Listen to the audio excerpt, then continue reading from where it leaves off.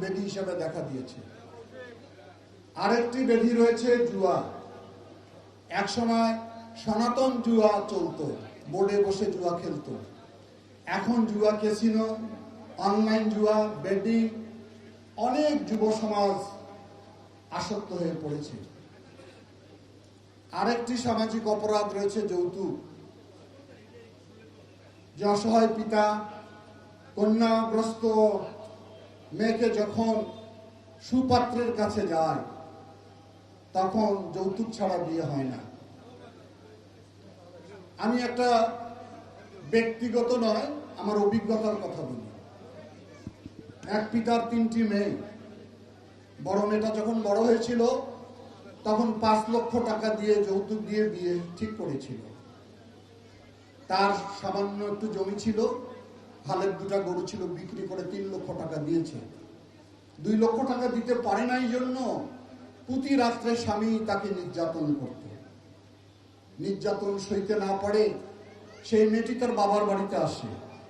বাবাকে বলে, বাবা তুমি তো যৌতুকের টাকা দাও না, তোমার জামাই প্রতি রাত্রে আমাকে নির্যাতন করে।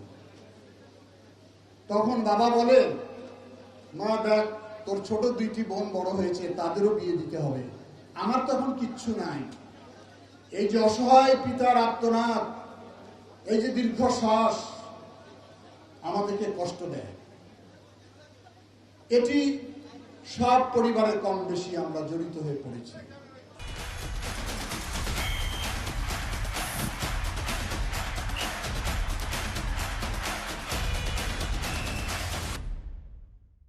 একটি কথা স্মরণ করবেন, আপনি আজকে যৌতুক নিয়ে বিয়ে করবেন, ভবিষ্যতে আপনার ঘরে যখন একাধিক কন্যা সন্তান জন্মগ্রহণ করবে তখন আপনাকেও যৌতুক দিয়ে মেয়েকে বিয়ে দিতে হবে। এটি একটি বিশাল সামাজিক অপরাধ, আইনের দৃষ্টিতে অপরাধ, আমাদের ধর্মীয় দৃষ্টিতে অপরাধ। আরেকটি হচ্ছে বাল্যবিবাহ। এখানে একটি গতকাল রাতে আমরা 7টা পরিবারের যৌতুকবিহীন বিয়ে দিয়েছি। তারা এখানে বর কনে বসে আছে আমাদের সামনে।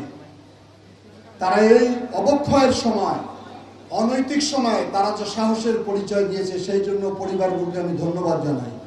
তারা যৌতুক ছাড়া বিয়ে করেছে। এটি দৃষ্টান্ত। এটি আপনারা সবাই সব পরিবারে সব সমাজে যদি প্রচলন করেন তাহলে সমাজে সম্মানিত হবেন। আরেকটি হচ্ছে বাল্যবিবাহ। 18 বছরের নিচে বিয়ে দেওয়া নিষেধ। অনেক অভিভাবক অভাবের কারণে হোক, মনের অজান্তে হোক, অথবা মেয়েটাকে তার ভারী মনে হয়ে 13-14 বছর বয়সে বিয়ে দিয়ে দেয়। ওই মেয়ের সংসার হয় না, কারণ সংসার বুঝে যাওয়ার আগেই বিয়ে দিচ্ছেন আপনারা। এখানে কাজীদের কিছু দুর্বলতা রয়েছে, ইউনিয়ন পরিষদের চেয়ারম্যান সাহেবদের কিছু দুর্বলতা আছে, সেগুলো থেকে সবাইকে বের হয়ে আসতে হবে। আমরা আমাদের কাজী সম্মেলন করেছি, সমস্ত কাজীকে আমরা জানিয়েছি যে কোনো অবস্থাতেই কোনো 18 বছর নিচের কোনো মেয়ের বিয়ে দেওয়া যাবে না। ওনারা একটা সুযোগ গ্রহণ করেন, 12-13 বছরের মেয়ে যখন বিয়ে দেয় তখন ওইখানে কাবিন নামায় কোনো লেখে না, শুধু স্বাক্ষর নিয়ে রাখে। 2-3 বছর পরে বয়স বৃদ্ধি হলে তখন কাবিন নামা সম্পন্ন করে। আমাদের জেলায় যদি এই ধরনের কোনো ঘটনায় কোনো কাজী জড়িত থাকে, আমি জেলা প্রশাসককে বলেছি সঙ্গে সঙ্গে তার লাইসেন্স বাতিল করে দিতে হবে। হুজুরদের বলেছি, ইমাম সাহেবদেরকে আমি দেখেছি, তাদেরও বলেছি আপনারা যৌতুক এবং বয়ঃপ্রাপ্ত হওয়ার আগে কোনো বিয়ে সংগঠিত করবেন না। আমরা যদি সবাই মিলে এই কাজগুলো করি তাহলে এই কাজগুলো সহজ হয়ে যাবে। সেই কারণেই আন্দোলন, এটি হলো সামাজিক আন্দোলন আলোকিত লালমনিরহাট।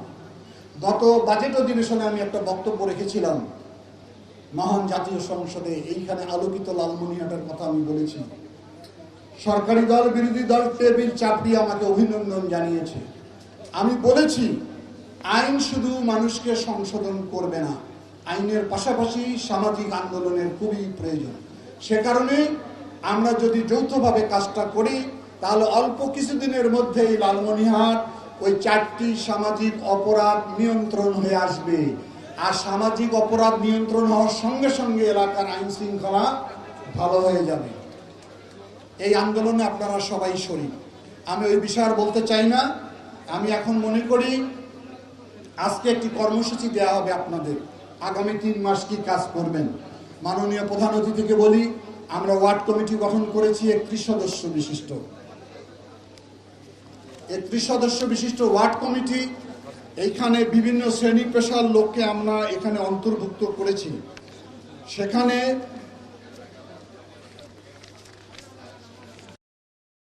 বিভিন্ন শ্রেণী পেশার মানুষের সাথে ওয়ার্ড ভিত্তিক খুলি বৈঠক করতে হবে। ওই ওয়ার্ডের যারা আছে সবাইকে ডাকবেন, ডেকে বৈঠক করবেন।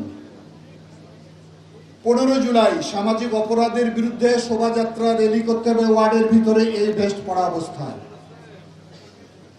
20 জুলাই সকল স্বেচ্ছাসেবীদের ভেস্ট পরিধান করে ইউনিয়ন পৌরসভার ভিতরে শোভাযাত্রা করতে হবে। ইউনিয়নে প্রায় 310 জন সদস্য রয়েছেন, প্রতি ইউনিয়নে একসঙ্গে করবেন। আমরা কর্মসূচিটা আপনাদেরকে দিয়ে দিব। সচেতনতা বৃদ্ধি উদ্বুদ্ধকরণের লক্ষ্যে গ্রামীণ খেলাধুলা করতে হবে। এখন বর্ষাকাল, হাডুডু, ঠুস, দাঁড়িয়াবান্ধা এই খেলা যুক্ত করবেন 31 আগস্ট পর্যন্ত। প্রতি 15 দিন অন্তর অন্তর ওয়ার্ড, পৌরসভা, ইউনিয়ন কমিটির মূল্যায়ন সভা করতে হবে। এবং সর্বশেষ এই 3150 জনকে নিয়ে আমরা গোটা উপজেলায় সাইকেল র্যালি করব নভেম্বরের দিকে। এর মাঝে আরেকটি কর্মসূচি রয়েছে, সেটি হচ্ছে তালিকা হওয়ার সঙ্গে সঙ্গে ওই সমস্ত অপরাধের সঙ্গে যারা যুক্ত আছে তাদেরকে নিয়ে আপনারা কাউন্সিলিং করবেন, ডাকবেন, ডেকে বলবেন বাবারা, ভাইরা এই পথ থেকে সরে আসুন। আপনাদের আহ্বানে দেখা যাবে 50% হবে লালমনিরহাট কি হবে, ওই হলো না তো, লালমনিরহাট কি হবে, আলোকিত হয়ে উঠবে।